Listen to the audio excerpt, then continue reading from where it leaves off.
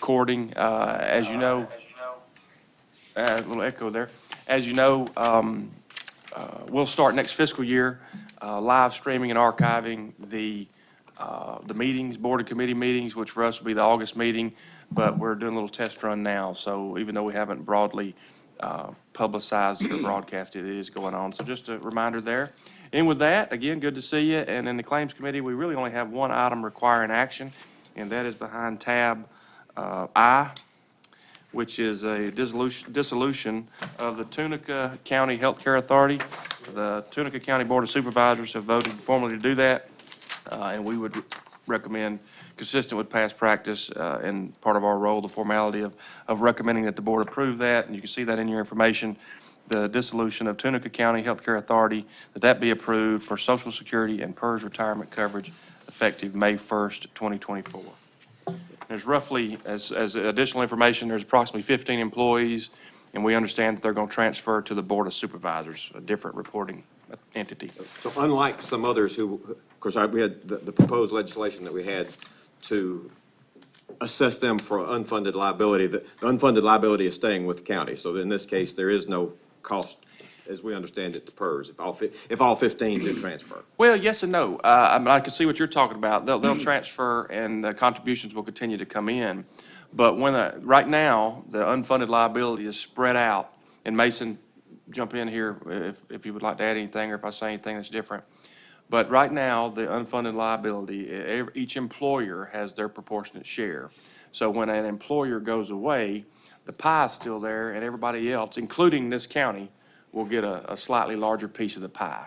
But in this case, the employees are going over and the money continues to come in, which is unlike the Southwest situation, or at least different, if that makes any sense. All right. Anybody else have any questions?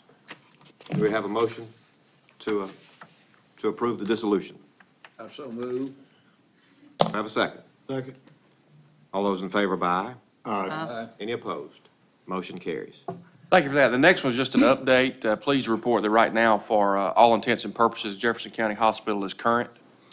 So we're glad to see that. We hope that will continue. We'll continue to monitor them closely with the June, I guess, information that'll be coming in soon and going forward. And with that, that's all we had. All right, that will conclude the Claims Committee. We'll stand adjourned. You may go ahead. I think so. I'm going to call the Administrative Committee to order. And the first item that we have is the approval of the fiscal year 2026 initial administrative budget request. Thank you, Mr. Chairman. That's behind tab D, and he described it very well as far as the preliminary initial approval for the budget request for next fiscal year. Just to remind you, we typically do the preliminary approval in June and then come back in August, largely due to the timing of when the budget needs to be submitted and some of the personnel type reports that inform the numbers. Also, as a reminder, we essentially fund ourselves as a special fund agency. We do go through the appropriations process, but we essentially fund ourselves. And at any time, any of the money that's not spent, it just remains with the trust. But what you have here, very similar to past years, is a flat baseline approach budget request, following along with the same amount that's currently appropriated with the same number of positions and the same dollar amounts. You can see the description there. The largest part is in personal services, and then contractuals is another large one.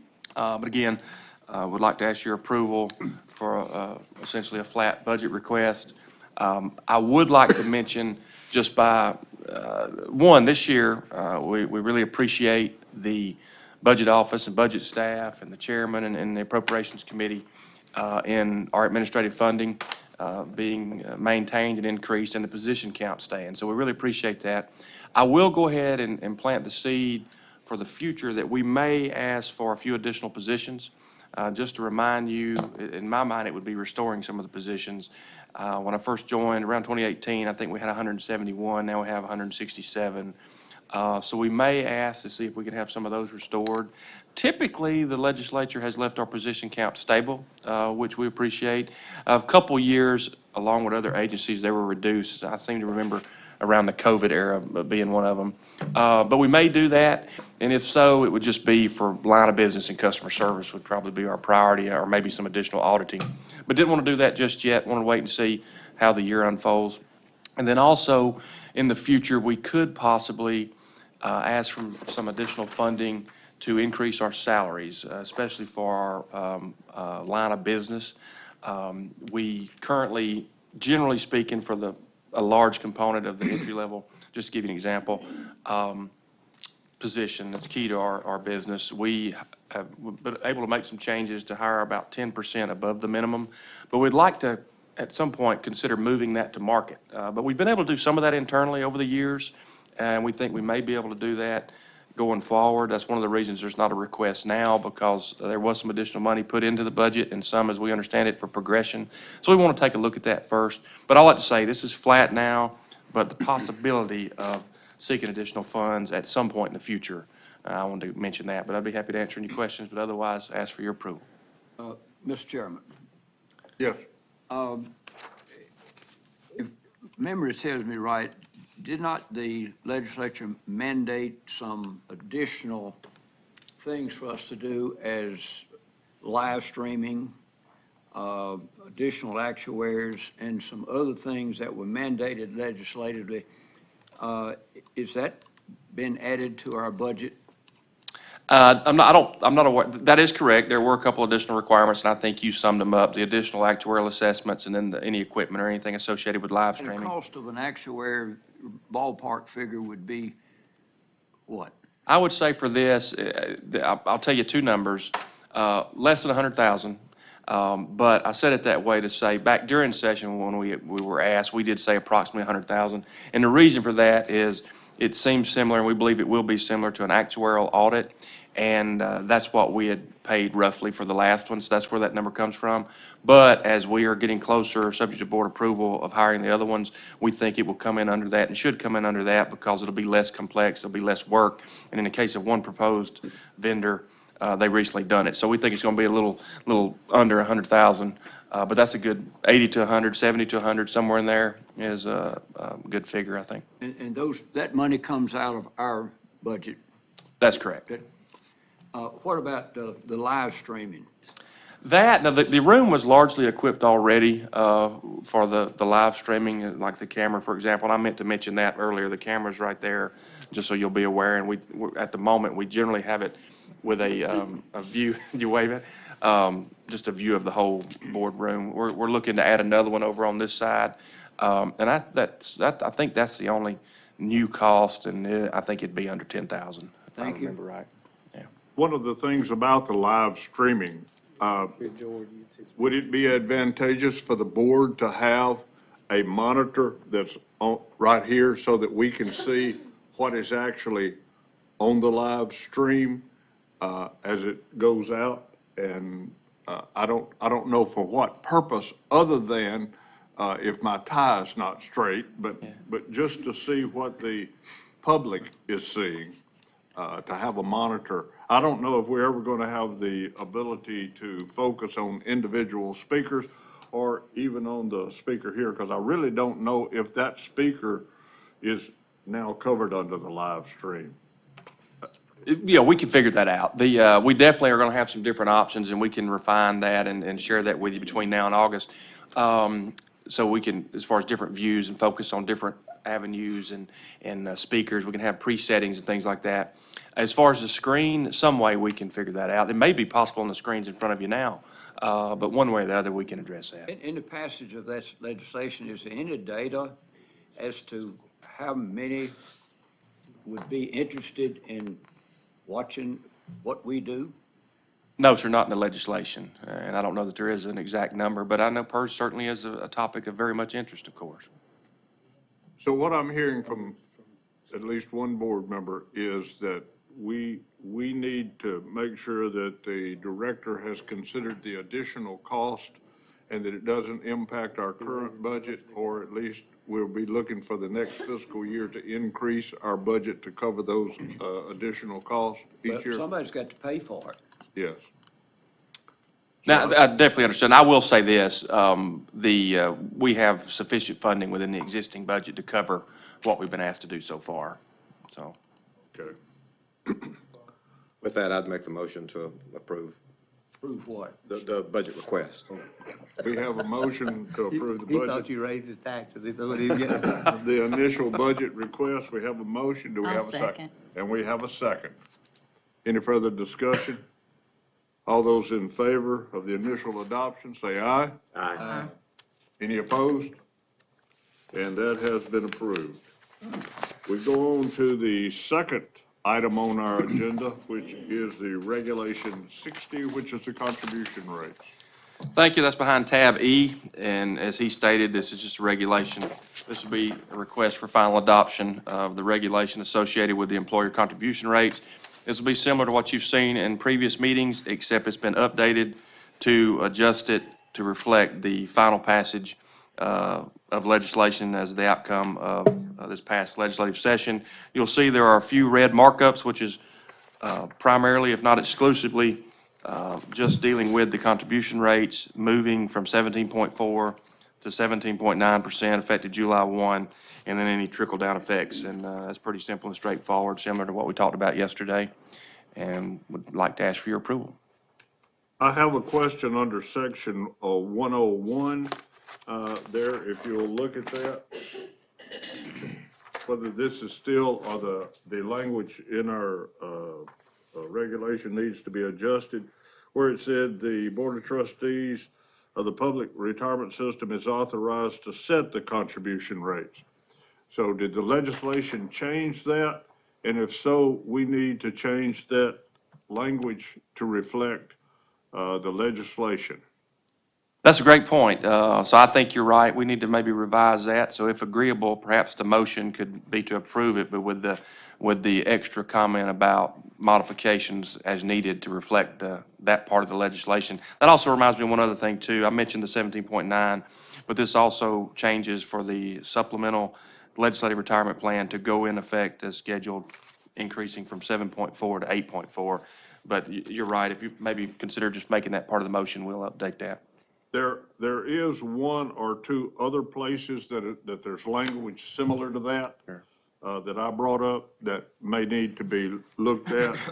I think it's in section 104 as well, and if it's our regulation, then the question for me is, do we have the authority to set, which I don't think we do anymore, and then should we change our regulation is that we should recommend to Sure. the legislature. So if you'll look at that, Yeah. if in the motion that we would look at changing this language to reflect the current legislation and also what our current responsibilities would be, is that? That'd be great. And we'll make sure, I'll confirm with the attorneys, but I think you're right.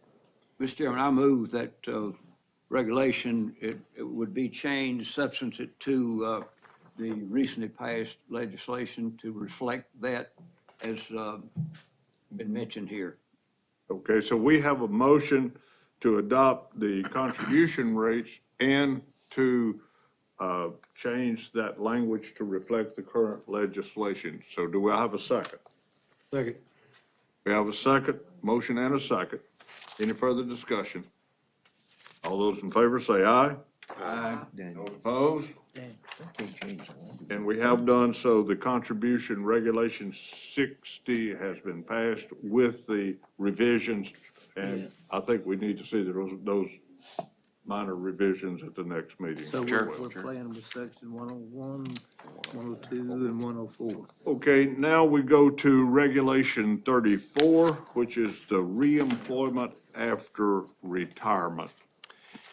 This is behind tab F, and on this one, as he said, it's reemployment. It has to do with teacher return to work and reemployment, and largely with an attempt to assist with teacher shortages. What we've done here, for all intents and purposes, is just update the regulation to reflect changes in the legislation. Now, I will say, as you know, Ms. DeVetta Lee is unable to be here today just due to a rare family-type reunion trip. So I'll get to exercise my honorary law degree that I often joke about. But with that said, on a serious note, we work together with the line of business staff and Ms. Lee, as well as Caroline Johnson, who is our Attorney General, relatively new Attorney General, Special Assistant Attorney General, who has worked on it, as well as Ice Miller, looking at it from that perspective. So all this has been reviewed, and we've worked together. And again, our changes, as you can see, as they're reflected in red, with the largest part being on what would be page 4 of the regulation, I think 5 of 11 at the bottom, in what's number 6. That's the main part of the changes is simply to just comply, for all intents and purposes, with the wording of the new legislation. Now, with that said, a few questions came in beforehand about how this would work and what the options we currently have are. So I thought I'd try to address some of that or explain some of that in my introduction and explanation of the reg change. Under current law, prior to the new bill, prior to the recent change, we do have return to work provisions. You may remember this, and you may remember us talking about it before.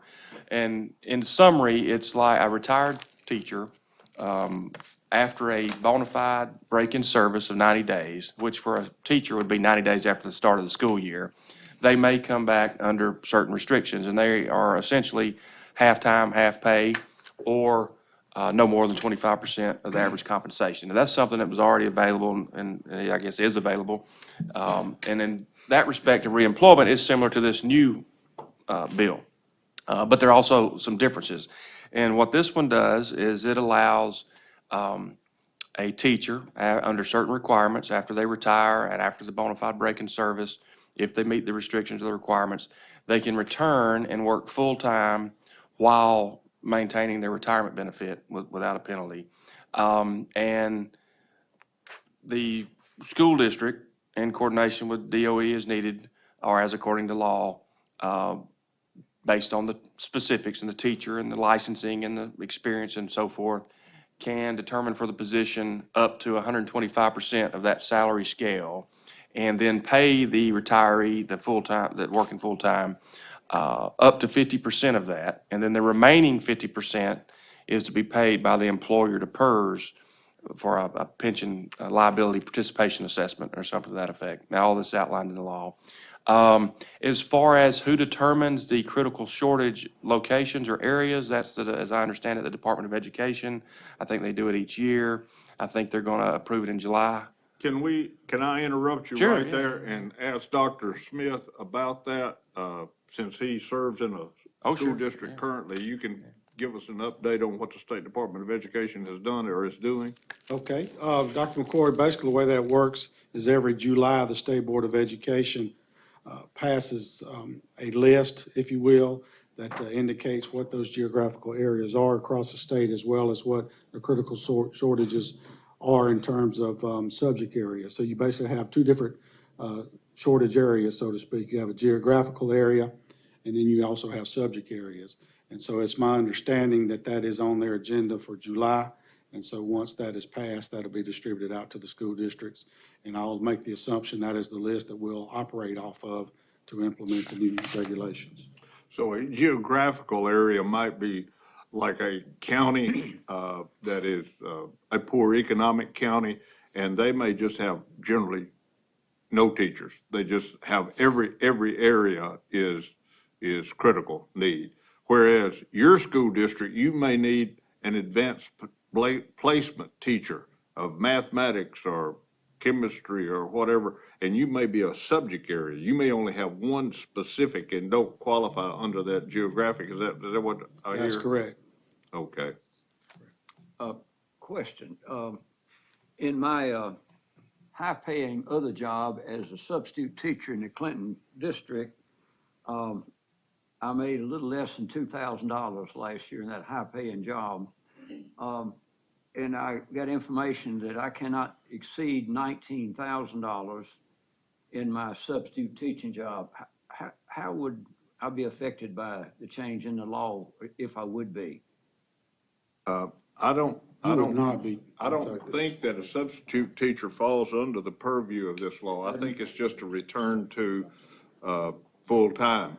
That's what this addresses at this time. But what if I decided I wanted to go back full-time to teach? I think what we need, that is addressed, and I'm gonna let the director finish his remarks, because I think that's addressed in his next little part here.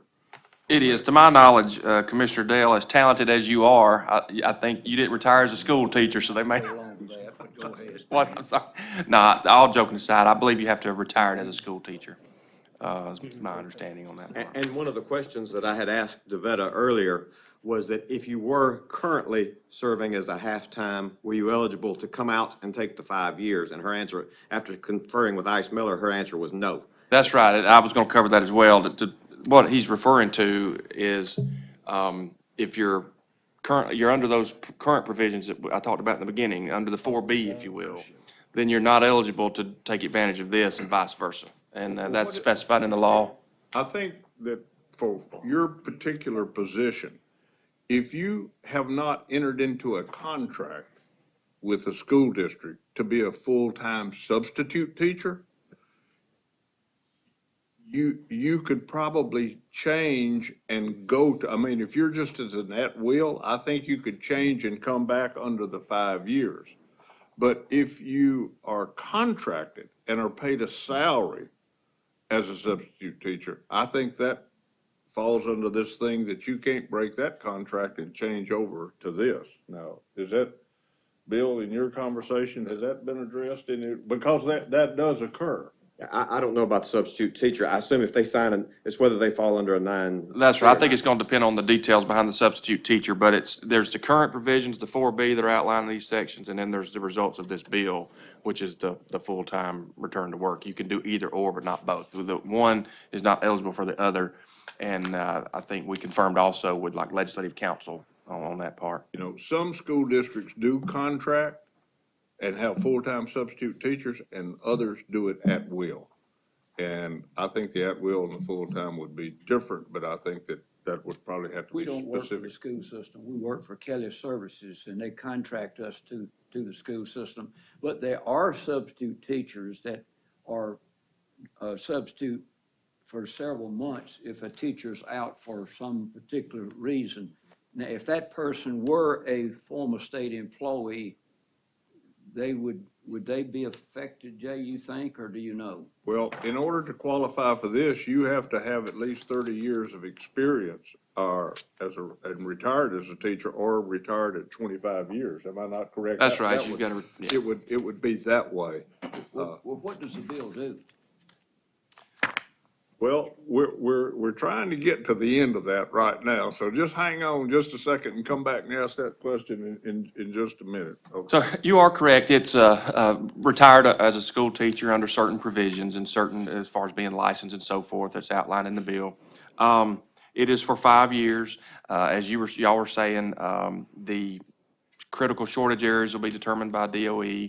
The salary will be determined by the school district in coordination with DOE according to the schedule, and done each year. They can do it for 5 years. They're not eligible for both, either one or the other. They're also not eligible to return to active service.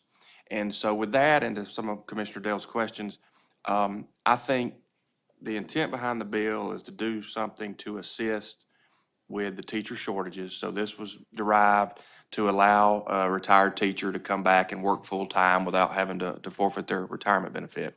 But with that said, given some of the details of it compared to existing capabilities in law, some of you and others have questioned parts of it or what the usage might be. And what I would say, in a friendly, respectful way, is I think it was a well-intended bill.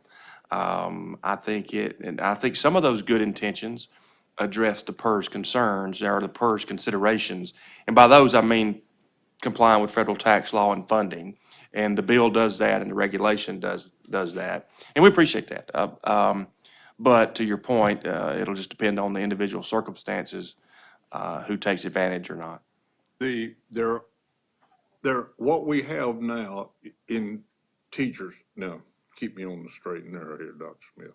What we have now is 2 ways that a teacher can come back.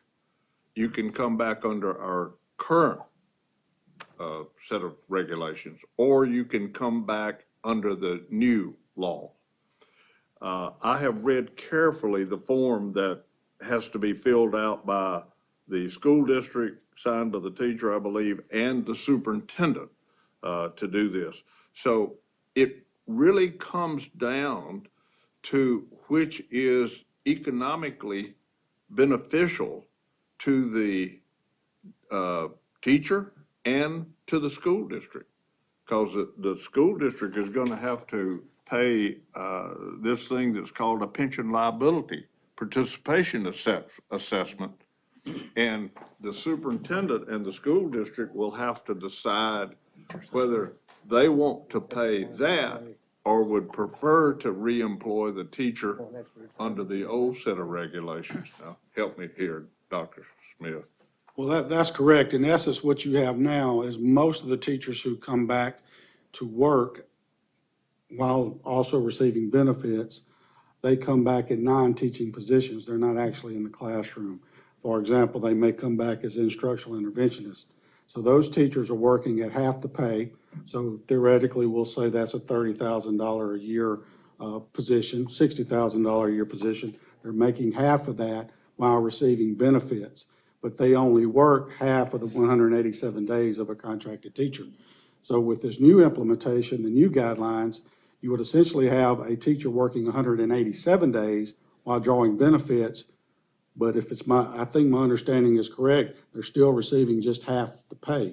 Is that correct? Basically, that's correct. Under the current thing, as you described, you can work half-time and get half the pay. With the new law, you work full-time and get half the pay. Now, it's a little bit more complicated than that, but that's part of the dilemma. That'll be on an individual basis.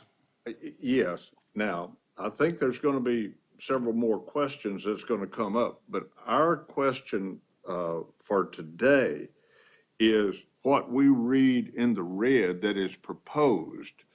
Does that cover the law and us trying to implement the law as part of our PERS regulation? Now, that's where we are today. And it does, and we believe it does, and would ask for your approval.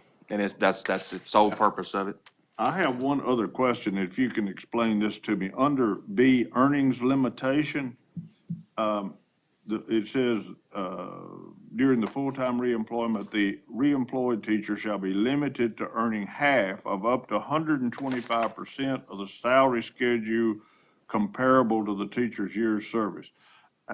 What does that exactly mean? And give me an example. Let's use the $60,000. Does that mean that 60,000 can be bumped up by another 25% and then it's half of that? I mean, how does that work exactly? I think that's roughly on it. I may ask Dr. Smith to help confirm for me as we go along, but it's according to the standard schedule, salary schedule for teachers and so forth, the district and DOE with that schedule would decide based on the teacher and the licensing and the needs, which salary would apply, and then they can pay the person up to 125% of that, and half of it comes to us. So Right. that in itself may be, I'm gonna use a much bigger number so I can do 25% of it, okay? Let's say we got a $100,000 position for a teacher. You can reemploy a person full-time at 125,000, and now it's half of that rather than half of the 100,000, so there'd be an additional amount. But they would be working full-time rather than half-time. That's correct. That's my understanding. Is that kind of where we are? Okay. Now, that's what in my mind, I had reasoned this out to be. Any corrections there? I think that's Go ahead. Okay, so does that satisfy any of the other questions,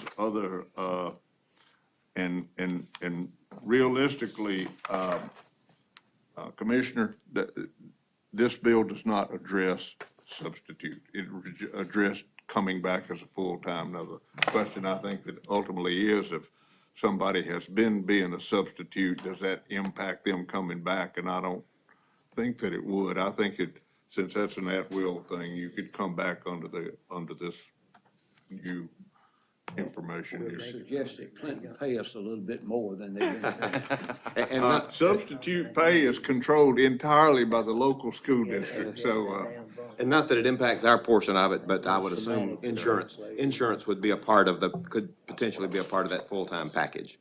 So if the person comes back to work, that insurance could be part of that. we happen to have a senator here that, might have some additional insights into this, that you might want to share with us at this time, if you want to. I think the draw, obviously, is you have people who potentially end up in education after completing their college degree at 22, 23 years of age, and the majority of people that are my peers could retire after 25. And so we have people that are in their late 40s or early 50s who separate from employment, begin to draw PERS, certainly are going to continue to be employed and are going maybe back to the district and working part-time, but ultimately health insurance becomes a big issue. So I do think that while it's half of that 1.25x of salary, that the insurance piece may be one of the biggest draws for people that are in that demographic to come back, I think is the intention. Well, I'm glad that you're here to give us that insight, because used to, when cousin Billy McCoy was still alive and there was a bill, there was a question, I'd just call him and say, what was the intent of the bill? Did we match the intent? And I guess that's what I'm saying, is our regulation match the intent here as you read what we've tried to do? Yes, sir. Okay. Mr. Chairman, I would like to welcome Senator Sparks as his capacity advisory. You've already contributed more than some of the others that are advisors have done, but we're glad to. You think I'm gonna let you lead me down the path? No. I was foolish enough to answer the question, I think. I'm the Thank one you. that- I feel underdressed and a little late today, so. Mr. Chairman, I make the motion to approve the regulation. We have a motion to approve. Do I have a second? Second. We have a motion and a second. Any further discussion on Regulation 34? All those in favor say aye. Aye. Any opposed? There are none. The next item is board travel authorization. All right, tab G, you'll see a list. This is the typical and annual approval for board travel and training. Historically and typically, the board usually does this once a year, once a fiscal year for the next year on the horizon. And I guess a formality as well as an open, transparent process to approve board travel for conferences, training, and meetings of the following: NCTR, NASRA, the CAP program, Callan College or other Callan events, and then other actuarial training as needed. Again, this would be consistent with the last many years, and would encourage you to avail yourself of that and ask for your approval. My Should the board comment still about agree? this is that some of these are extremely helpful. And last year, the NASRA meeting was on point for things that we were looking at. And my suspicion is that we'll have some more of that this year. I know that there's 2 or 3 of us that are intending to travel to the NASRA meeting in August. So any discussion of the board on these items? Do we spend all the travel every year of this $90,000? Looks kind of small. Well, we're typically, our travel budget, I think we typically come in under that. I could check if we go back a few items, but it's definitely sufficient. And that's not just for the board, that's all the staff travel, board travel, going across the state, seminars, things like that. Good, thanks. I'd make a motion to approve. We have a motion to approve. Do I have a second? Second. We have a motion and a second. Any further discussion? All those in favor say aye. Aye. Any opposed? And the board travel authorization is approved. The next item is the state employees representative election ballot, and this is for the unexpired, or however you say that term. Right? That's exactly correct. This is for the unexpired term of former board member Chris Howard, and this is the ballot consistent with the process and schedule that the board has previously approved. You'll see the ballot behind the next H. tab, and I believe it's H, and we have, I believe, 5, I think, 6 candidates there: Dr. William Ashley, Rodney Birch, Alan Cooper, Dr. Daniel Myers, Gregory Ramsey, and Terrence Yarborough. And we would like to ask for your approval of the ballot. Any questions or comments about the ballot?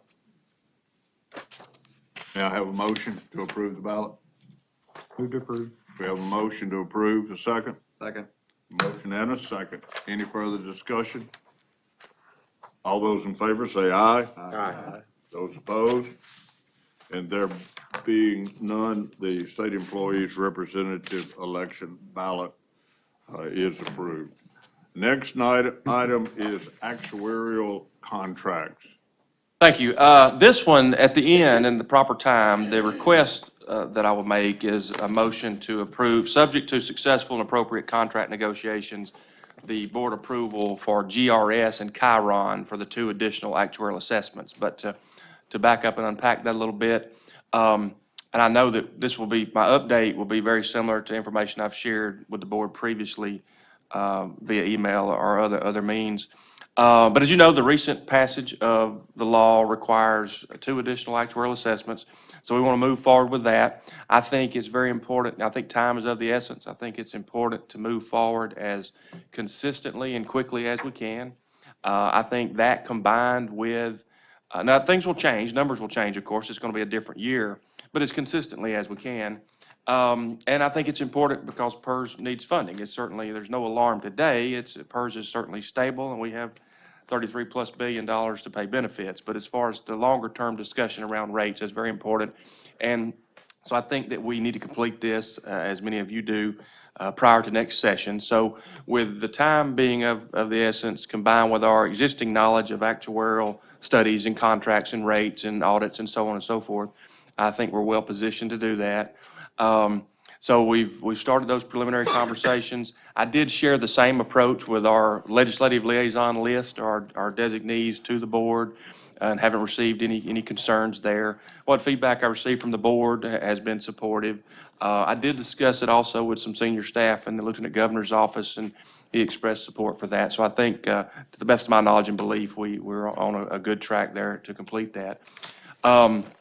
In talking with Ed Coble with Kavanaugh McDonald and talking through how best to complete it, well, certainly the language in the law uses the term actuarial assessment. And of course, and it also requires the economic impact at the employer level, cities, counties, and each employer and so forth. And we'll certainly comply with the law, but some of that's pretty broad language. But we'll comply with the law. But in thinking about it, and we're talking with our existing actuary, we think the best way we would describe it would be concurrent actuarial audits, if you will, to basically have these. Kavanaugh McDonald will remain the consulting actuary. We're pleased with them. We're pleased with their work. So they will continue on and do essentially what they normally would as far as the valuation and projection.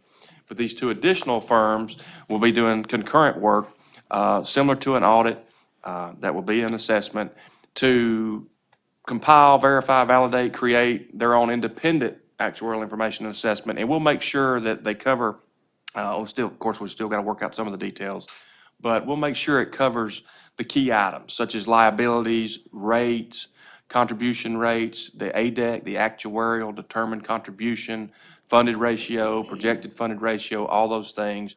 And then one of the things we'll do too, and I know Dr. McCoy has mentioned this before, one of those key charts that we have, we'll ensure it's created in a similar format, so it'll be easy to compare. So we'll make sure and do that, but it'll be independent. We'll be sharing the information with them, subject to the board approval. And this is not unlike an audit, so I think the actuarial firms are somewhat used to this type of thing. The reason we chose GRS and Chiron, GRS, there was a recent publication, not that that's the end-all be-all, but it was a publication not too long ago from, I believe, one of the policy organizations or think tanks, but in that publication, based on the total dollar amount of liabilities in the public pension industry, GRS was the largest one. They were number 1. CAVMAC was number 2. Also with GRS, that is the actuarial firm that staffed the Barber Commission years ago. Also, GRS has done actuarial work for the state in another capacity. I know in the past they've done some work for the Treasurer's office. Not sure if they do now or not, but they have in the past.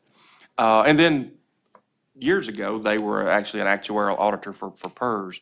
But them being the largest, well-known and respected in the public pension arena, and having done previous work from the state, we think that is a good fit. And again, CAVMAC is number 2. Chiron is in the top 10 of that same publication.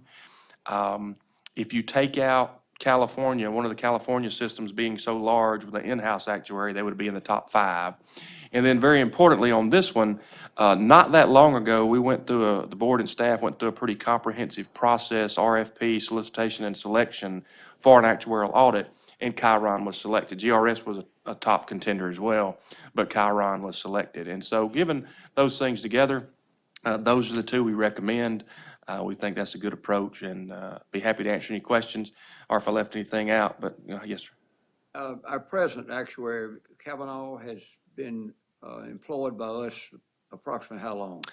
Many, many years. I don't know the exact answer, but it goes back prior to Ed Coble being the actuary. I would say it's 20 years, but I'm not sure.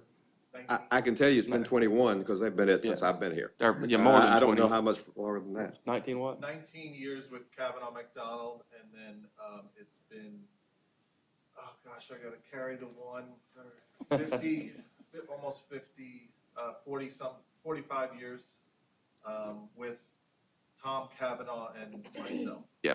So So the 20 is them, but I guess that goes to Buck Consultant. Buck Okay, yeah. Tom Cavanaugh. Yeah. So we make a lot of our decisions based on findings by our actuary firm over this 20 years, give or take. And now we're going to employ 2 more actuaries. What if there's a disagreement in their findings? Who determines what is the correct finding? This board determines that. We will take each of their findings, we will compare them, and then we will make our decision.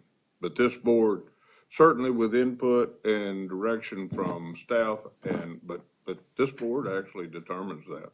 That's our responsibility. So we'll take the better one, no matter what, even if it's the worst one. Well, That's what we're gonna do. You I don't have assume to, we're gonna do if that. it's the better of, and it's the worst, I think that this board in the past has always used, has always been judicious and has not always agreed, even with Kavanaugh. And we have done something that we thought was the best, even though it was not precisely what. But we'll get 3 choices now. Before we only had 1 choice. That's correct. And so we'll get A, B, and C, and we'll do, like on the Yes. on the bar exam, the better of the worst choices. maybe. Yes, yes. Okay. We will have the option to look. Now, my conversation with the director and brief conversation with Ed this morning is all of them will be using the same data. It's also one of the things that, questions that I had to discuss with the director is we have a funding policy.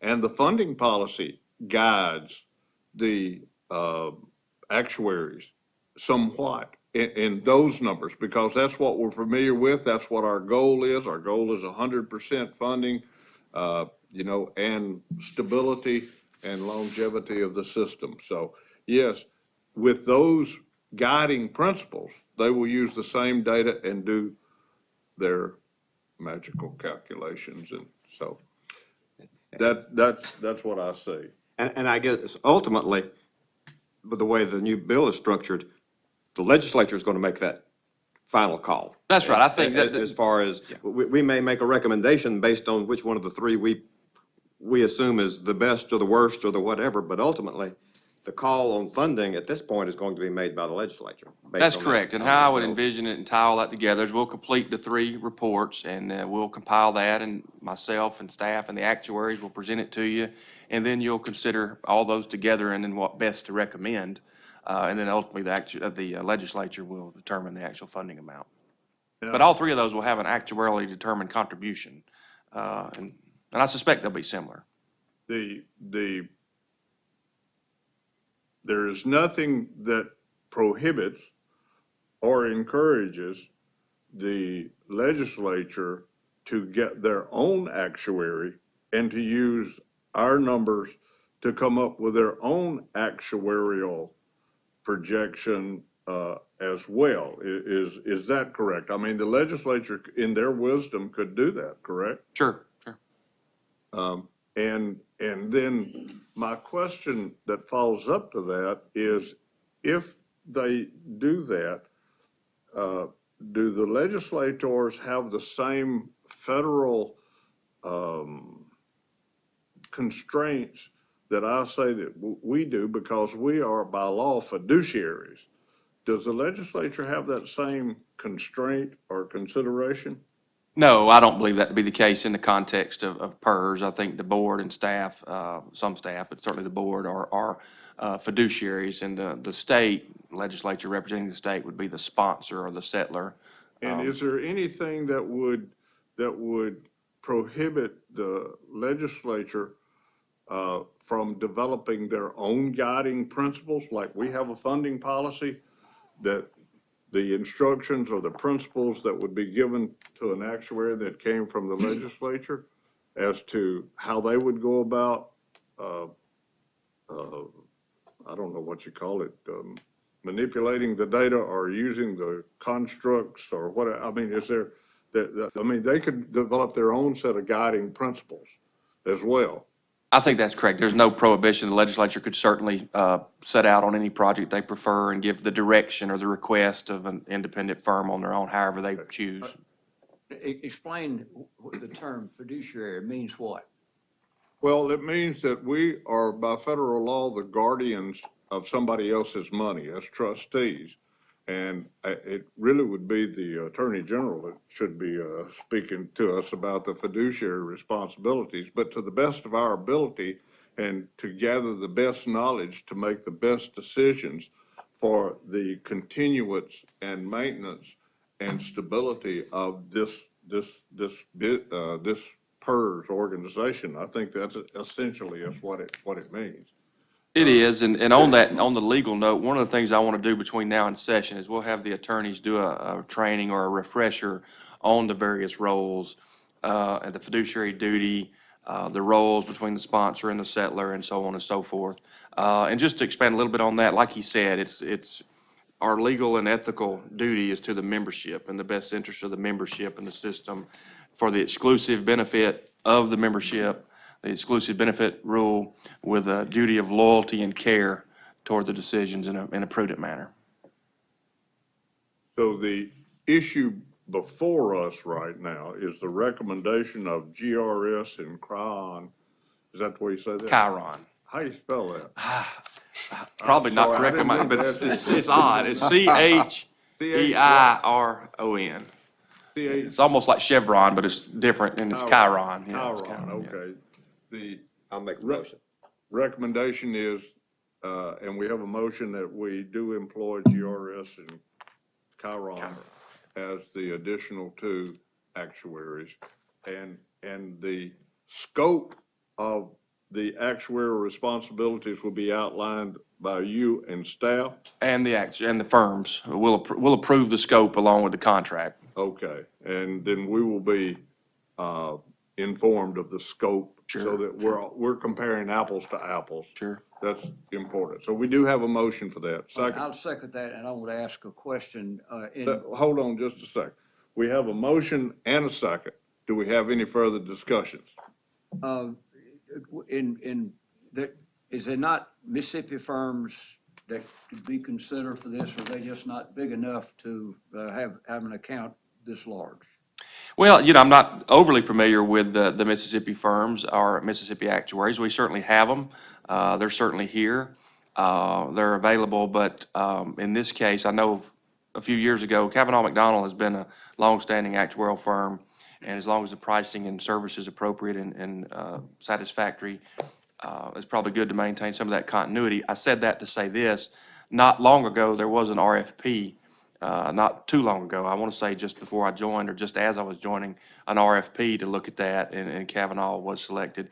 But the reason these two largely are recommended now is a combination of time and circumstances, with us needing to move forward quickly and have this very important information upon which many decisions will be made, because PERS is going to need some additional funding more in line with actuarial recommendations, combined with GRS and Chiron, previous exposure to PERS, previous work with the state, and their nature, expertise, and awareness in the public pension arena. Because at the end of the day, the board and then the legislature and public later will have 3 separate reports from 3 top-tier public pension actuarial firms. Mr. Chairman, I could have answered my own question, but because as Commissioner of Insurance, we were mandated to assist in hiring actuaries dealing with insurance companies, and I can assure you, the pot is limited as far as being able to select.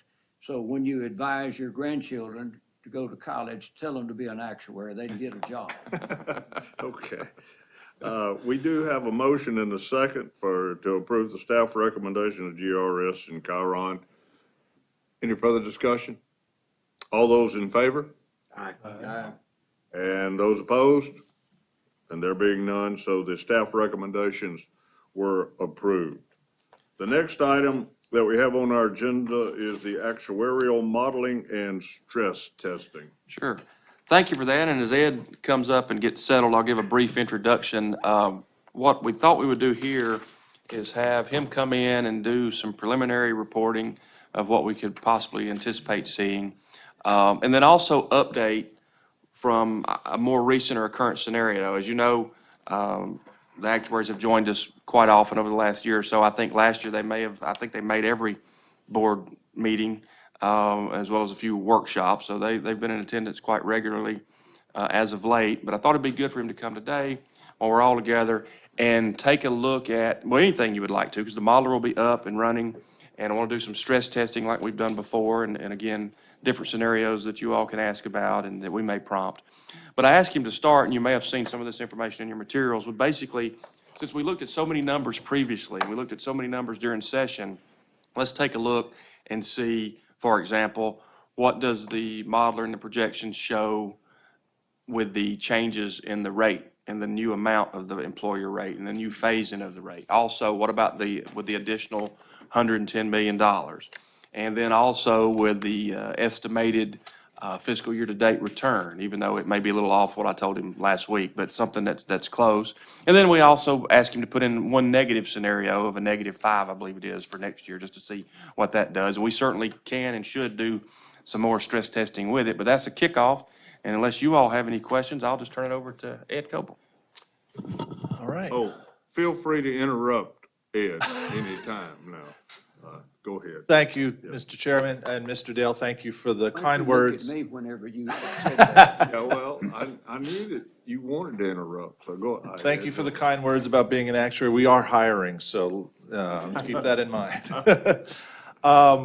So Mr. Higgins and I, discussed about, giving you guys an update on where we stand after last year with the new legislation. So slide 2 is really just our assumptions and caveats that, we have to put in here as kind of our actuarial standards of practice, just to let you know. We use all the assumptions and methods that are used in the 2023 valuation that this board has adopted, except as otherwise noted, because we in stress testing, you're kind of testing those assumptions. Active membership, we've done this in the past where we keep a static population of about 145,000 active employees.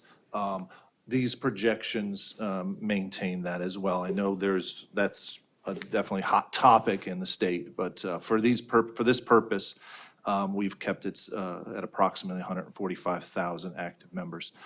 We assume 7% investment return in all future years. It's a deterministic projection, though we have stochastic probability embedded in there on the investment rate of return, but for the most part, the projections are a deterministic approach, again, except as otherwise noted. And then the fixed contribution rate schedule really is changed in every one of these scenarios. So we've got 3 slides for every one of these sets of scenarios. So the first one is just kind of where we left off in December of 2023 when I was here, and we finished the 2023 valuation. This was a board-approved phase into the 22.4%.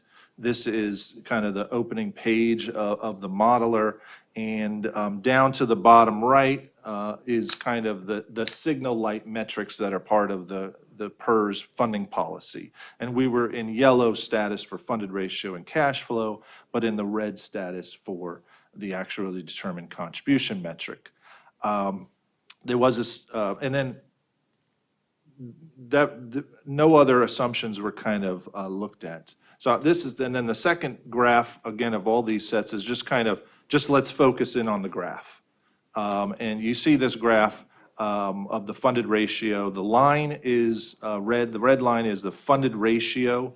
Again, that's assets divided by accrued liabilities. So how much assets do we have to cover those liabilities of all PERS members, retirees and active members? And you can see we're hovering around the 50 to 60% mark for quite a long time.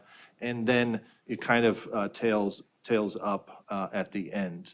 The stochastic probability of insolvency within the next 30 years under this scenario was about 19%. So that means that in 19 out of 100 scenarios of investing different returns, we sample 1,000 returns, about 19% of the sampled projections resulted in insolvency, where this line would actually go, the funded ratio line would go to zero. So that's just to set that up for some of the other scenarios. And then the cash flow line, again, this is where we were last December. The cash flow line was okay, was not bad. It was kind of, in the yellow category, but the whip up at the end in the last 20 years of this projection really, satisfied me as well. I don't like the dip down below the -5% as a percent of payroll, a percent of assets, but the whip up at the end really is okay in our book. So now let's look at the current legislation that was just passed that increased the contribution that you all just adopted to the 17.9% and the $110 million one-time cash infusion into the fund. Again, homepage of our modeler, you can see down below in the right-hand side, the signal light metrics all go to the red status.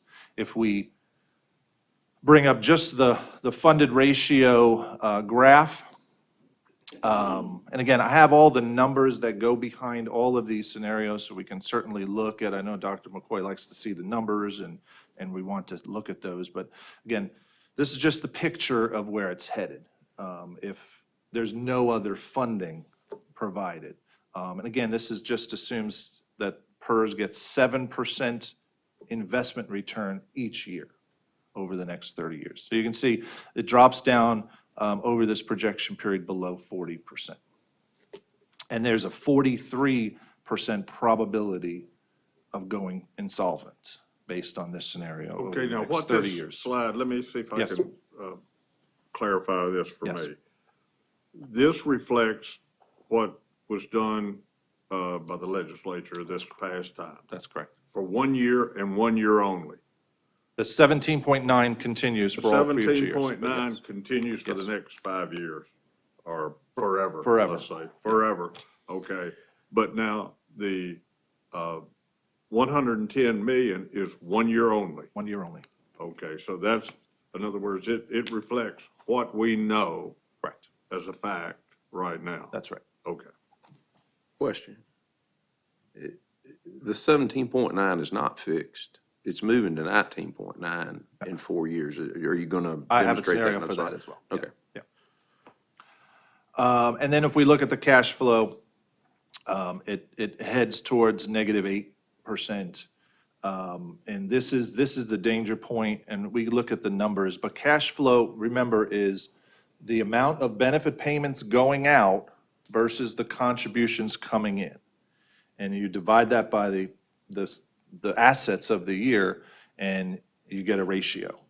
And when that ratio goes below -7%, that means your assets are not going to grow, right? If you're assuming you're only going to get investments of 7%, but your cash flow is less than -7%, your assets are just going to keep dropping. And so that's a big worry for that. That's why we keep cash flow as a metric. Now, Senator, this is your scenario where we we phase in the fixed contribution rate to the 19.9 over the next 5 years. So it's It goes up a half a half a percent percent each year. to Okay. 19.9. We keep the $110 million that's in for fiscal year 2025, one time. And here's a look again at the homepage of this scenario. Cash flow gets a little bit better, but you can see we're still in the red status for the funded ratio projection. We get to about it kind of hovers really between 50 and 60, but it's, right around that 50% mark for majority of the year. The assets are growing. That's the blue bar here. So you can see the assets are growing, but very minimal over this time, So Yes. this particular one is the result of the legislation last year. This has all the increase of 0.5% every year. So looking at this is what we know. I said that was what we know, but this is what we know. Correct. Okay. If that's Okay. continued under the How much schedule. does the contribution by the legislature plus the 0.5 that was approved, how close is that to what we recommended that needs to be put in the system? It's really close on a one-year basis. The 0.5% of payroll plus the 110 is really close to the, I think, approximate 149. So for 1 year, as a short-term stopgap measure, in my opinion, it's really close. And I assume that's the purpose of it, but just for 1 year. Really close, according to my mathematics, is 1.4 million. The legislative action this last year for what we wanted or recommended is within $1.4 million. Now, that's what my numbers That's show. pretty close in the actuarial standards. I don't know about actuarially, but I know when I did mathematics. I know that's a lot of money Yeah. to us, but Yeah. So- for this $50 billion fund, that's really close. So the $110 million makes up for the ask of a full 2% increase, and the 110 plus the 0.5%. But that's, again, the 110 is only for 1 year.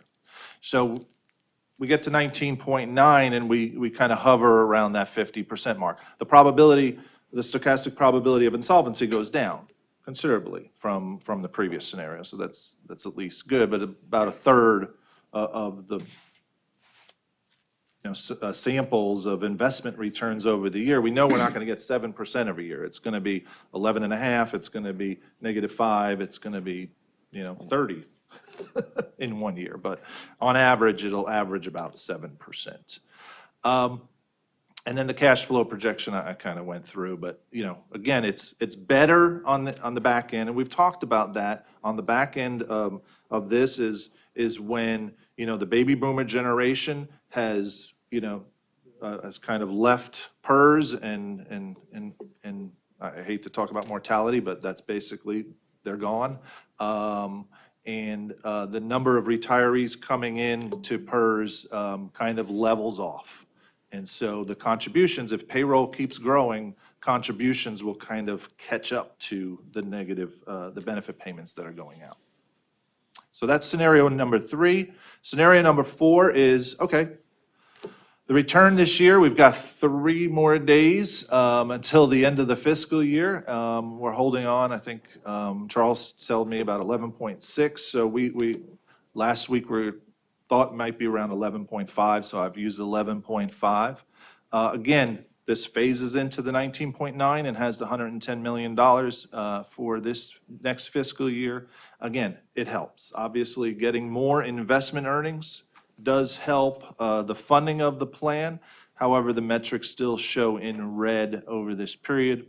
Probability of insolvency goes down to now a quarter of those scenarios, so that's good. And the assets, the blue bar there, the assets are growing. Again, not like scenario number 1, but they are growing to about $50 billion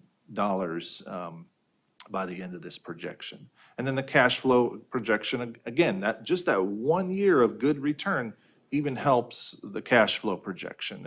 It's not above the dotted blue line like I'd like it to be until the very last year of this projection, but it is definitely an improvement. And then, so that's scenario number 4. Scenario number 5 is, I'm going to blame Mr. Higgins on this scenario, but this is part of you guys reviewing all the results and us stress testing it. But what if next fiscal year, we do have a negative 5% return? So you see down here on the left-hand side, we have in fiscal year '25 a negative 5%, and then 7% for all years. And again, we go back to all red numbers. The probability of insolvency actually doesn't go back up to 40% as what I would think. But what it does is, what part of our analysis is you just got a negative 5% over the next 28 years. To average 7%, your returns are actually going to be a little bit higher than 7%. So the probability kind of stays around that quarter to a third of chances of insolvency, even though the funded ratio goes down to almost 30%. And then the cash flow, again, is the worst kind of scenario, but we're hovering around that negative 8% for the good last 15 years or so. So again, this is just, an update that we like to provide you all around this time of the year of where we're looking with an updated investment return assumption, just to give you guys an idea of,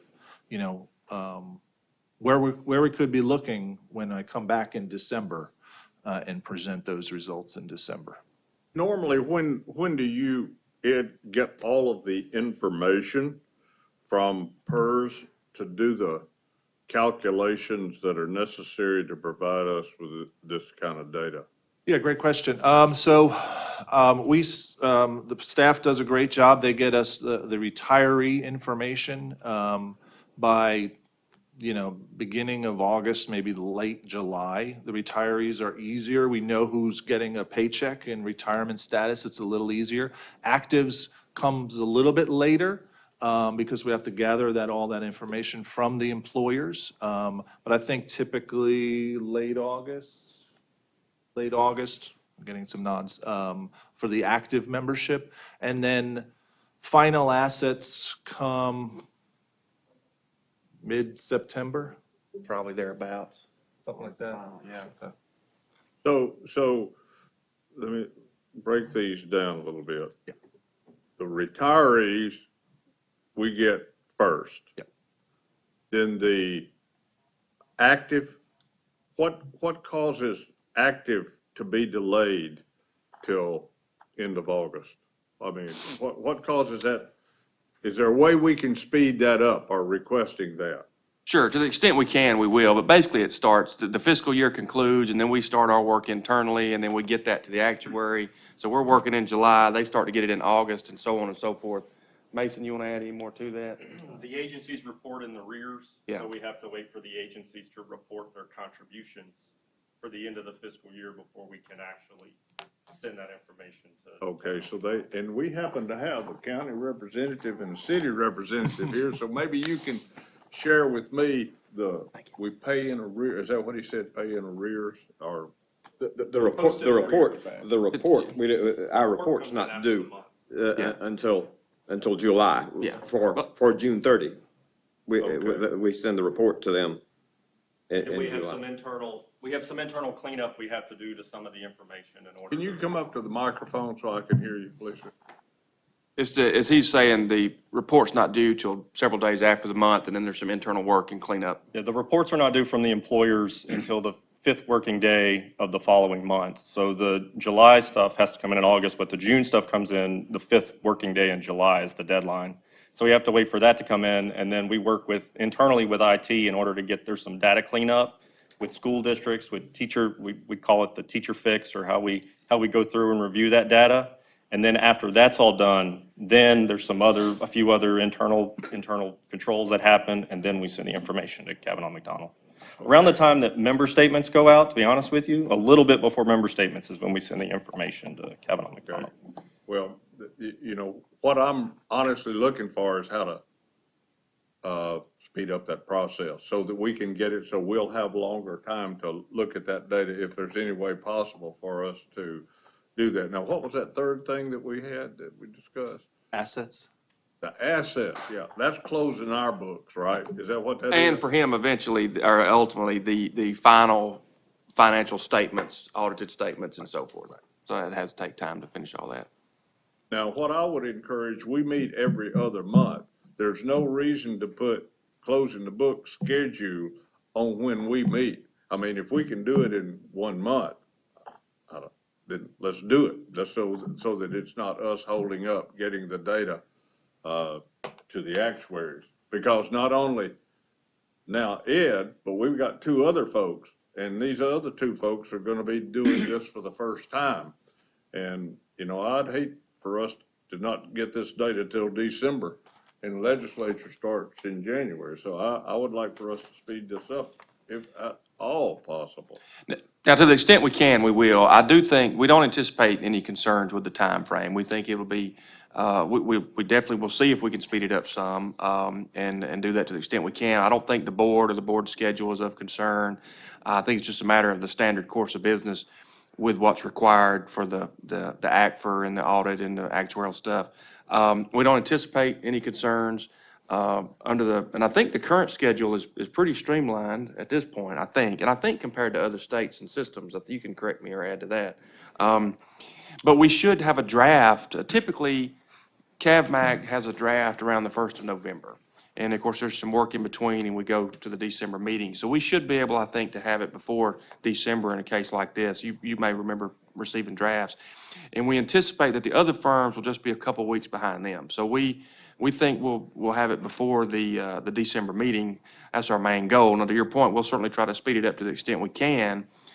And we probably can have a little progress there. But I do think just to do that level of work and having to wait till after the year, it's going to be a little tight. I don't know that we can get around that too much, you know. Well, what is considered the standard may need to be the unstandard now. Instead of December, maybe we ought to be pushing for October.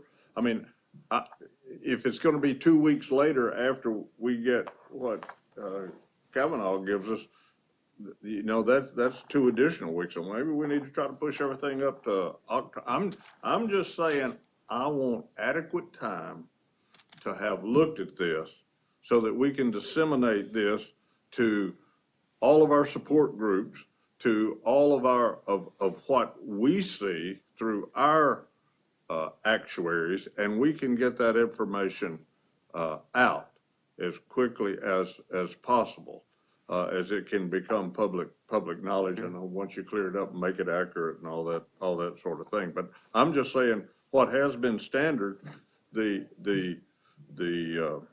rules have changed just a little bit. So I think that it needs to be looked at carefully. That's all I'm going to say. Mr. Chairman, it's no secret that this past year, our recommendations of funding became a little contentious.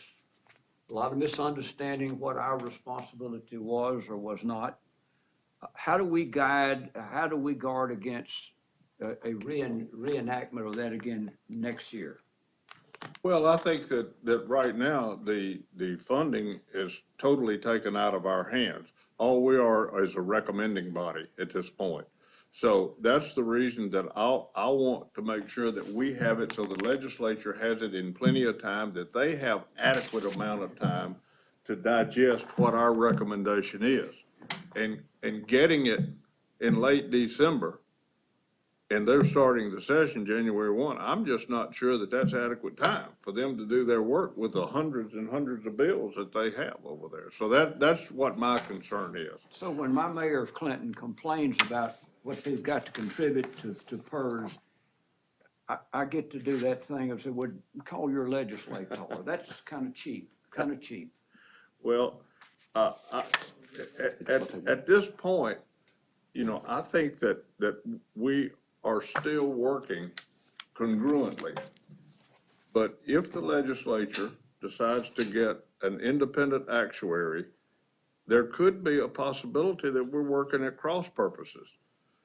In other words, if our actuaries come back and says one thing and the legislature has an actuary that says something else, then the question is, are we both working toward the maintenance and the stability of the system, or are we working toward something else? Now, I don't see any of that. I don't know that I'm just saying that I just don't want us to get into a cross purposes with that. And right now, we take it, we make our recommendation. The legislature has a responsibility of looking at our recommendation and then making the decision as to the funding. And I would say this about your local, if someone from the city of Tupelo came to me and said, you know, I'm concerned about what we're paying, and my comment would be, are you able to hire the most qualified, top quality employee? What would help persuade them to come there? And I would say a strong retirement system to do that, to get them to come. So, and if you lose the strong retirement system, you lose one of the legs that all of the public agencies in this state stands on.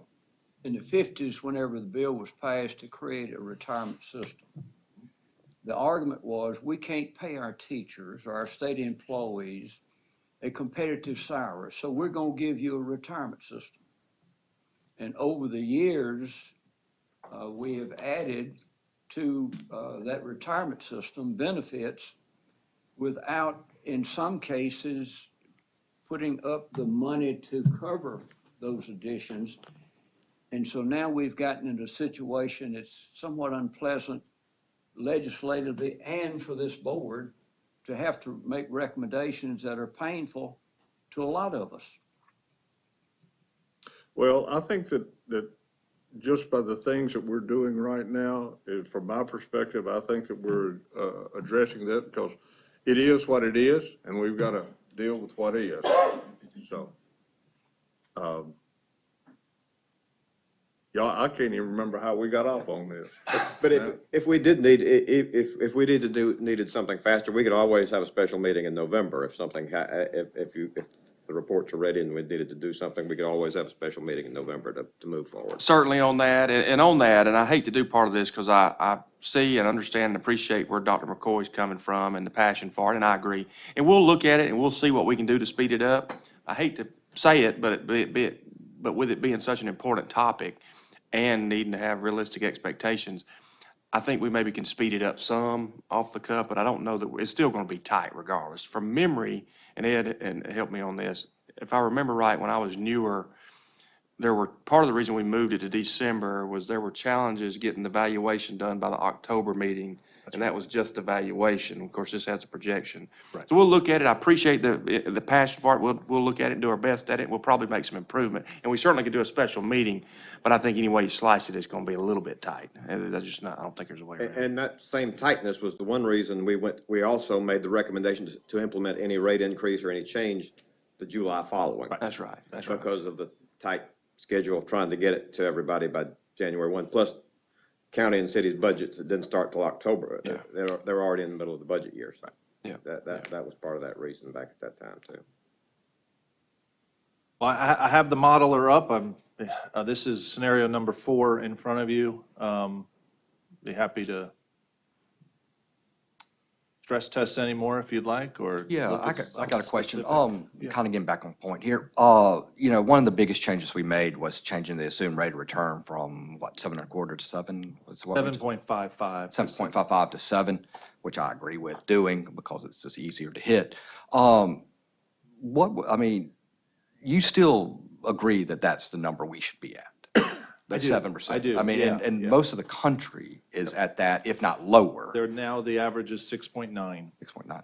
And I mean, if you change it back to 7.55, what's that do to us? I mean, Well, great question. Let me just show you this. I was looking at this. 'cause that was something this I know morning. the legislature was batting around at one point in time. This is the projection of the unfunded accrued liability. This is your baseline, so assuming 7% returns, this is where you would be. If you got, on average, 8.5, positive 1.5% above the 7%. Look down here in 2047, you have a negative unfunded. You've reached 100%. So So you that's need. 6 years earlier than your chart goes out. No, sorry. much earlier. This is reaching 100% That's right. funding in 2047. This is this is the objective of the funding policy. So you need to have average returns over the next 23 And years that's just not possible. of 8.5%. That's just not going to be That- possible, because you're going to, I mean, just not possible. Yeah, 7 is much easier achieved number, and then having, again, 4.6% higher this year than the assumed rate of return allows you to put money in the bank to do other things with, correct? Right. And also, so if at the next point I want to raise, and I agree, it should be 7. The next point I want to raise is, how much money would you recommend that you have to pump into this to actually make this work? I think when we were looking at this a little bit, and we can, let's go back to here. Instead of the 110, make that just not one time, but per year. And you see that it helps. Let me get back to the graph. It helps, but if we were to get, say, 200 extra million per year, You're still at 17.4 right there also. this is still the 19.9, going to the 19.9. So everything stays the same, 7%. So the schedule of the contributions over here to the right, I moved it Okay, because I of the see. phase. I'm sorry, I was looking No, up you're on the fine. left. But we get back to an 80% funded So ratio it's 200 million for 20 years total, for 30 years. for 30 years, sorry. I'm getting my math is bad Yeah. today. 30 years. Yeah, I'm sorry, the graph's Could I mention small. one thing on that? And Ed, join in on this. First, let me say, don't quote me or use this number. This is a quick discussion purposes off the top of my head. Look at the Type- camera while type you're number. saying that. So do not quote Stop this. filming. I think the answer to the way I interpreted your question is probably somewhere around $700 or $800 million on a recurring basis. But let me tell you where I get that number. If I remember right, the increase to the 22.4% that was earlier recommended by the actuary that the board adopted, that was, I want to say 371 million somewhere. I may be off, but something like that. And then after another year went by and the assumption was reduced to 7, the actuary recommended the 27.4, which is roughly double. So that's where I come up with the 700, $800 million. Would you agree with that? Or is that, that's why I said ahead of time, we're just guess- talking, this is not. I guess looking at this, but- I mean, to I'd make, have to look. You'd have to look at it. to but if make you most think everybody the happy, 27% of payroll is a larger number. to make most everybody happy, keeping it 17.4, 7%, and then 200. 19.4. No, I'm looking at I'm looking at, You were looking at the same number I was, over on the right. Over he's got it. here- oh, sorry. He's got it. Over 19 here is the 19.9. phase-in, So sorry, keeping everybody this is happy. confusing, yeah, Keeping everybody happy at 19.4, we max out at that. 19.9. Yeah, 1990, we max out at 1990. Right. And at 7% with 200 million for the next 30 years. Would actually start seeing some increase incrementally. Yep. Starting soon. Yeah, Because we got to show some improvement the or slope we're going is- to be in trouble. Yeah, the slope of that line is positive for just about every year. There's a little bit of dip there. Well, I mean, yeah. But the slope And we're is likely better. going to hit 7%. I mean, most years are not, I would think, hopefully. I think 7%, I don't know what Callan presented yesterday, but I think their number is right around there, what Yeah. they anticipate, I mean- meeting, so. I mean, with the world being the way it is today in chaos, still hitting over 7%, pretty good. David, you and Chris deal with these big numbers in your job. Are y'all comfortable with this 7.5? 7.5, where's the? 7%. 7%, we're at 7. Yeah, I'm 7's the right number.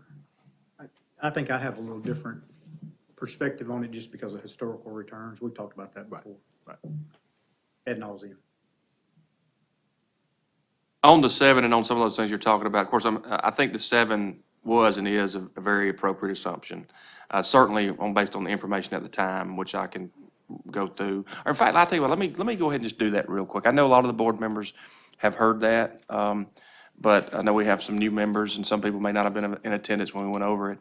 And then I'll lead into what's on the horizon about looking at it, and I appreciate the treasurer's comments. But at the time, just to recap, what and the why on that, because that's come up a lot this year. And I don't know that we've necessarily had a forum to recap the full answer, but in no particular order, there's a list of reasons that I literally, and a list of recommendations and comments and advisors that I mean, actually can't count. There's so many of them you can't count on one hand. The consulting actuary making the recommendation to, after 2 consecutive experience studies, to lower the assumed rate of return. The actuarial auditor, in the past time, commenting on either the recommendations or comments on lowering the assumed rate of return to 7. The previous actuarial auditor that goes back even prior to my joining PERS, recommending the assumed rate of return being lowered. And this is not, and I want to clarify this too, or emphasize this is not directed at Commissioner Graham's comments or the part about the historical returns. This is for a broader audience on the topic due to some of the dialogue last year. So you got the consulting actuary after 2 consecutive experience studies, the actuarial auditor, the actuarial auditor before that, which we began to transition down, like, because we were at 8%, then we went to 7.75, then we had the transitional part at 7.55, and then we moved to 7. So we were transitioning down like the remainder of the country. We mentioned, it's already been mentioned, the median, which I believe is at 7%, the average, which is 6.9, I think, as he said. And then the legislature in some ways as well. The peer committee wrote in there that failure to go on down to the recommended assumed rate would exacerbate some of the concerns. Also, I would say the request and direction to develop a tier 5, because it's very important if you're going to develop a new tier that you have proper assumptions. And on that one in particular, you'd be setting yourself up for actuarial losses if you did not. The state auditor commissioned a report with Pew, which commented on it and on the 7%. The Reason Foundation came in 2020 and commented on it. Bond rating agencies comment on it, and I think they're going to have probably something to say the results of session. I may be forgetting something now, but it's a long list of experts. The Callan, the investment consultant, over the years was the lower one. So if I may be leaving somebody out, but you can get the feel that from our advisors and external sources have recommended on that. So I think it's a very appropriate assumption at the time and still is. Now, what's on the horizon, that's just to recap and comment on some of the past and to help so everybody will have the background, because obviously, the board and staff and others, and particularly the board, in making a decision, even there may not always be a consensus. As you know, you all are very deliberate and consider a lot of information and took that to heart and have your reasons for whichever vote in whichever direction. Moving ahead, I do think that's something we'll look at. I think that's something that we should, as part of our standard process and practice, just to remind you on that, and this will be coming in the future months, is the Callan capital market assumptions. That'll be at a future meeting in the not too distant future, maybe even in August, but soon we'll be looking at that.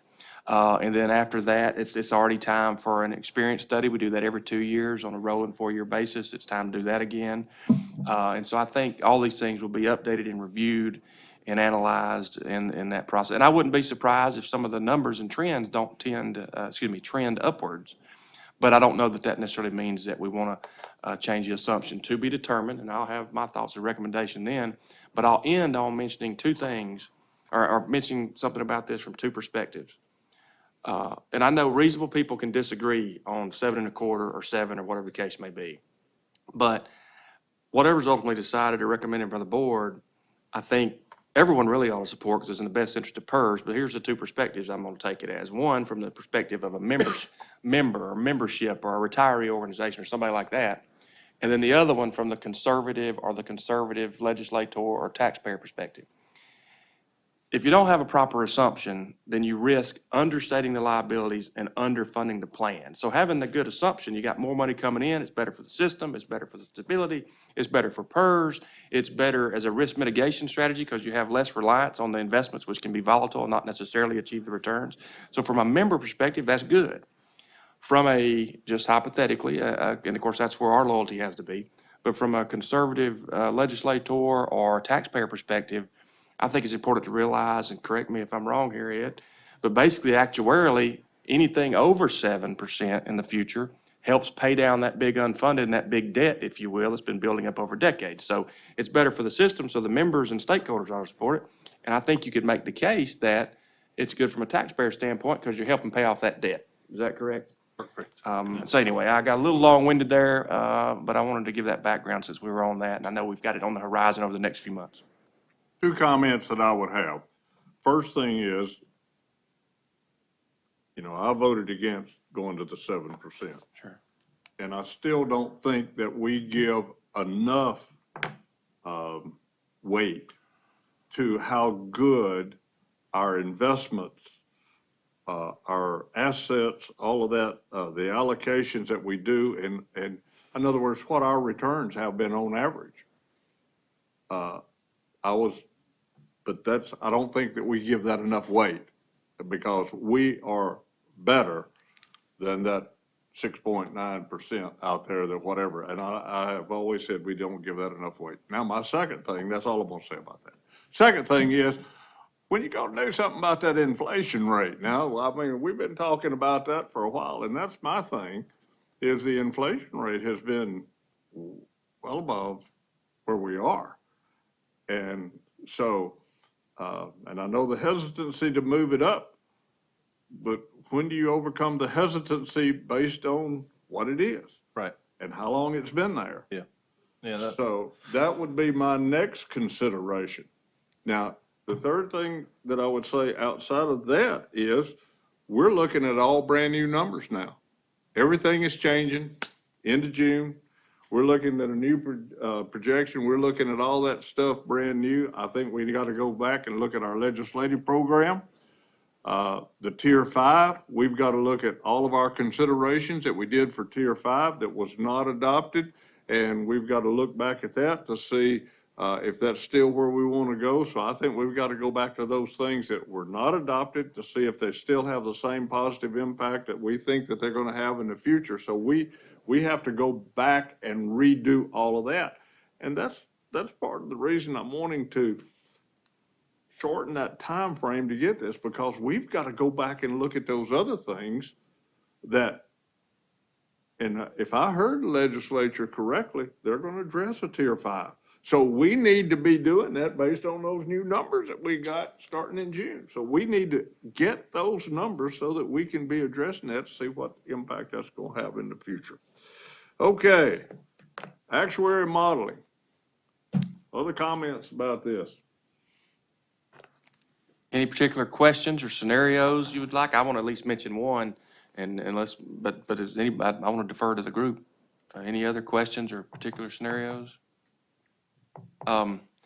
If not, go back to the one, instead of the -5, maybe make next year 7% or whatever, and then go out another year and put in a -8.5 like we had a couple years ago. You're doing what? I want to basically reset it and then do a hypothetical, as in what, 2026, a -8.5, which is similar to the negative year we had a couple years ago when there was a downturn, just to see what it does. so it's 58.31% there. Okay. It goes down to 30%. Goes to 30. And then the unfunded is projected to, Go to Roughly double. $54 billion. and then the insolvency stays roughly the Stays about same. the same. Stays about the same.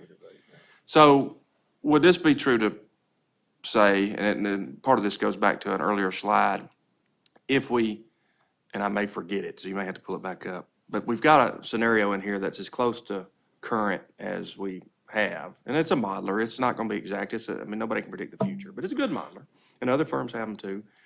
If I remember right, it showed the unfunded being projected to grow. And by that, I mean the phase into the new rate and the 110 one time and 11.5%.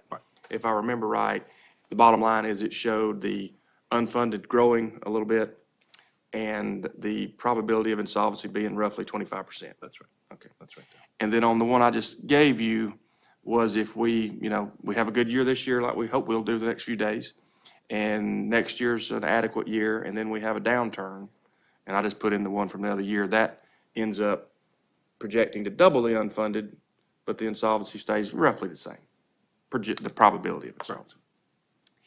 And any infusion by cash legislatively would impact whatever. Impact that and help Would that. impact that. Now, one thing as far as the future actuarial reports, I think, I'll try not to get the cart in front of the horse. We'll wait and see what's provided, but I think we can anticipate that all three reports are going to indicate that the system needs significantly more funding. I'll wait and see, but I think that's what all three are going to say. On the probability of insolvency, you talked about this a little bit earlier, but while we have everybody here, let's unpack that a little bit. Again, it's just a modeler. I mean, nobody can predict the future. I think you always say that you have and correct me if I'm wrong, but you usually say you have assumptions, and the actual results will not match up with the assumed or projected results unless it's a coincidence, basically.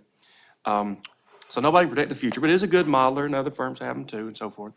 But this probability of insolvency, I think you've told me before, you've got something that goes on behind the scenes to where you run, 1,000 different scenarios based on standard deviation. You want to explain that? 1,000 scenarios of the next 30 years returns.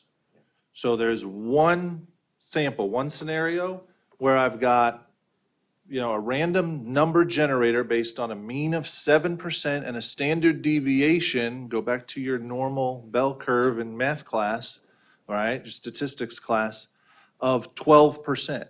So in one standard deviation, that's how volatile the markets are, that we can be 12% above the 7% or 12% below. That's 68% of the returns are going to be within that one standard deviation. You go out further, 2 standard deviations, you get out even further.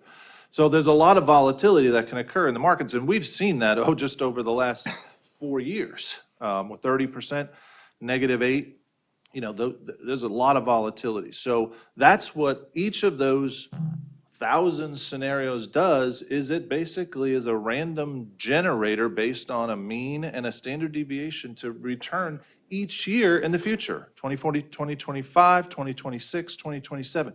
So each of one of those scenarios has 30 different returns. They typically when you add up all 1,000, the mean is 7%. Because that's what we're setting as the mean.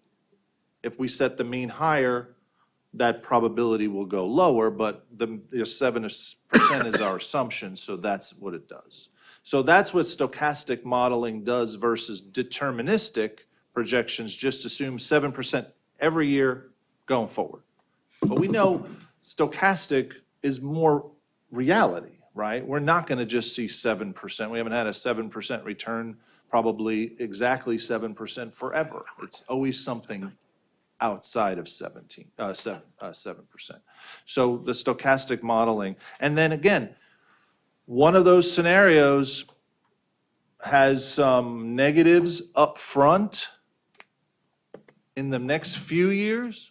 That's the critical part, a point of PERS, is the next 20 years. If we have negative returns or bad returns below 7% in the next 15 or so years, when the baby boomers are receiving large benefits, as you can see, we're $3 billion going out to retirees, that's going to cause the assets to go down.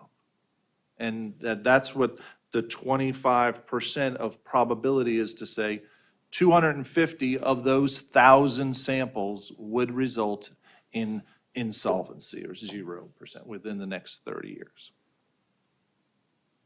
So I know that's in the weeds a little bit, but I wanted you to know kind of what's going on behind the scenes. I mean, it's exactly what it says it is, stochastic, meaning a random set of scenarios. Yeah. But I certainly would, the lower that number is, the more we all prefer it. Yeah, the scenario or the funding scenario that I recommended in December to the 27.2, that probability went down below 5%.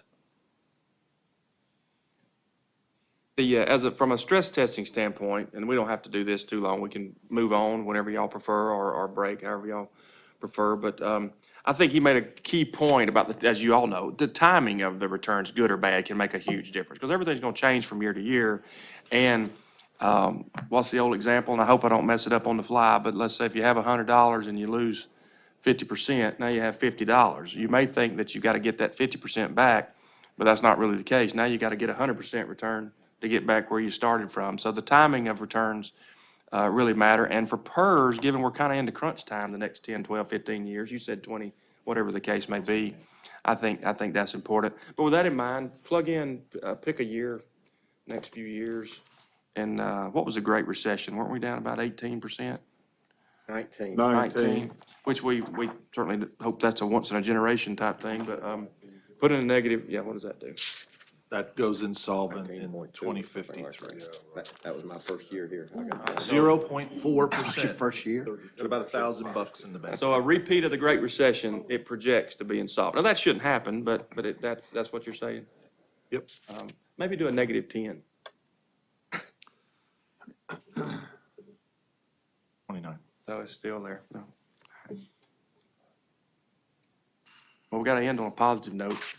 Put on I think stress testing, that is something they recommend. That's a best practice, just so all the decision makers can see it and know the possibilities, especially as large as the numbers are and as important as it is to the membership and the state of Mississippi. We hope and think and we'll do our best to make good things happen, and they probably will, but you never know. Just remember always, an 11.5% is really only a 4.5% gain, right? We assume 7%. So I know you guys all get that, but a zero return is a -7. It's worse than getting an 11.5 is getting a 0 is a lot worse.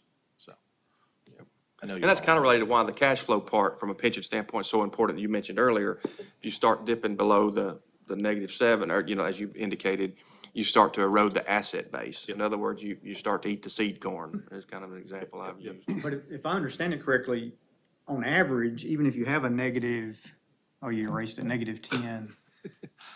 Yep. Our investment advisors still think over the long term, 7% Yep. is the number. Right. So you should have gains at some point. What goes Right, up? that would mean that, yeah, these could be 7.5 or something going forward to average that -10. Which will tinker, a technical word. And put a positive 10 in too. I think the stress testing's a practice they recommend, like I said, for us to see, but there's also the positive aspect. Positive 10 doesn't help you, maybe Well, a maybe still positive negative. 20. I think it's. Well, it depends on the year you get it, because it's That's a right. time value issue. I mean, we were up 30%. Yeah. Then we were down 9. Right. Yeah. I get that, but just like you plug in a -10, and just like Chris said, you leave it at 7, that's a 5.6% return based on what you had up a while ago over a 10-year period. That's one of the key things I want to make sure I understand, is that we're playing scenarios, but we got to be fair with the scenarios, because if you say, well, let's throw in a negative year, well, then the expectation is if 7's the right number. And I don't disagree that 7's the right number, then you can't have flat 7s for every other year. And I didn't know what actuarial smoothing was till about 2 years ago, but the drop from 7.55 to 7, while the proper move to get to the right number was not smooth. It was 1 year dramatic. So that's why when we plug in something into the calculator, we got to make sure we plug in actual scenarios. Yeah, no, I understand. And definitely the time value of money part, and if you haven't put in a positive, I still see a -10. I put in a positive 20 here. But there's a negative somewhere over there. -10, and then There a you go. positive 20. If you just do positive though. But we'll take out- if this was reversed, so that's Yeah, there you go. 45%. If this was 20 and this is -10, then you're up 7%. So it just But all you can depends play on with- when you get it. But all you can play with is the numbers you got. I mean, Right. this is all just That's why. hypothetical, but I mean. That's why when we design this and we look at it every year, we look at the deterministic. I mean, because it just, We, for budgeting purposes, that's what we should be looking but at. we agree that it would be 7, so I mean, 7 should be on there until we decide otherwise. I mean, Right. you could fill in every single one of those blanks with a number. But I mean, whether or not that number is correct or not, who knows? But I mean, that's only the numbers we can play with at this time. So, Yep. I mean, I don't see the point of not having the 7s on there. When I used to coach, we used to say this: whoever's got the chalk last wins. You're drawing on the board, and that's what we're doing right now. Whoever's got the chalk last will win doing scenarios. I would only say this: the scenario information is very good, but we only know what's happened in the past. we have to be careful with those scenarios that we project, because we don't know what's going to happen in the future, but we do know what the average is in the past. So I think that that's where we need to be in looking at what has happened, because the best predictor, even though it's not 100% of future success, is past success. And that's kind of the way it is. Now, we do have the variation, but so I think we've had good information today, but what we do know is we got all new numbers starting in about 3 days, and that's what we got to do, and we got to look at that, and we got to get that numbers back to us very quickly. And just as we know, if we change that 7% up, it makes it easier to fund it, but it makes it harder to pay off the debt. So, I mean, there's just all of that sort of thing that the board needs to consider. So any other mind-boggling or pressing things that any of the board members want to add to this conversation before we move on? Ed, last chance? I'm good. I put my chalk down. Good then. Anything from the legislators before I move this on? We Okay. don't say much over there. Okay, We do it, it's wrong, so we just keep our mouth. we've got the information only part. Other, do you have any other? No, sir, no. Mr. Director? No. Well, I think we've covered all of my others in the conversations that we've had throughout. Any others information or? On a positive note, and this may not be the place to do it, it may be the regular board meeting, I want to commend Ms. Green and her staff. In the 21 years I have been around here, I had one call for somebody whose retirement papers have not been processed. And that one just turned it in 2 or 3 weeks ago. So they really didn't need to be calling. So they have done it, even the other years, most of it's been somebody who didn't turn it in until the last minute and needed it done. But to have no call, for me to have no calls for anybody on their processing their retirement, that's a tremendous event to me. So I just want to be sure that, and I know the rest of the staff was involved and does that, but she's the one that's going to get the blame if it's not, and also the one. So I also want to give her the credit when it is done. So. And Ms. Green, you can take that to the bank because everybody calls Bill Benson. Yeah, and on that, if I could, I just want to thank you for You know that.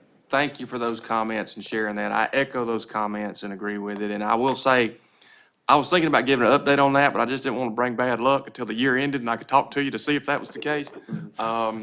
But that's been our experience too, and I definitely appreciate the work of her and her staff, and also just briefly others, because part of the success too is when needed, some other areas have chipped in. You know, it's been a team effort all around, and certainly for service retirement as well. So thank you for that, and hopefully that'll keep on keeping on. And I echo that appreciation for Lisa and No team. other business to come before the administrative committee. I'm going to adjourn the administrative committee, and I think we'll resume at 1 o'clock for the board meeting.